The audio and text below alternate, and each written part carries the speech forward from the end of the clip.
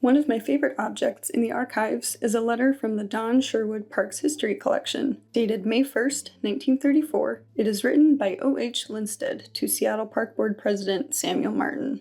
Linstead begins this letter by referring to bathing suit laws as obsolete and says, quote, "It does seem absurd that we should be forced to conform to them when no one wants them," end quote. As manager of sporting goods at the university bookstore, Linstead takes it upon himself to voice men's collective frustration regarding the fact that Seattle's public beaches will not allow them to wear trunks, requiring them instead to wear full bathing suits. He even claims that men are putting their lives at risk by wearing trunks anyway and swimming in unprotected and dangerous areas instead of at public beaches with lifeguards. Outdoor leisure and recreational activities were becoming popular in the first decades of the 20th century in Seattle. The 1931 10-year program for the Seattle Parks Department states that, quote, "There is little doubt that a great deal of pleasure and benefit is derived from play in the open air and exposure to the sun," end quote.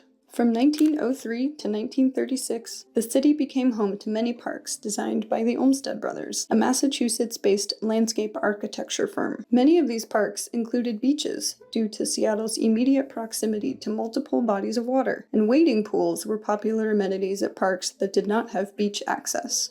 The 1931 10-year program also reports that in 1930, the estimated number of people swimming at beaches was nearly 780,000. Bathing suit style and material had changed relatively little from the turn of the century. Made of heavy cotton or wool, these suits were essentially the same shape for men, women, and children. A one-piece suit with trunks and a tank. In addition to being modest, these thick, one-piece suits were also functional. It was common at the time to rent bathing suits from the bathhouses that accompanied beaches.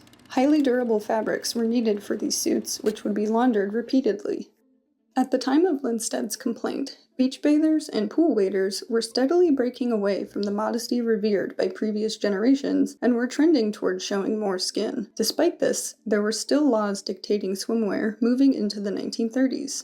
According to Linstead, quote, "False modesty can hardly be an excuse for continuing the use of an inadequate and irksome jersey top, while women are discarding more and more clothing," end quote. He concludes his letter with the question, why the discrimination?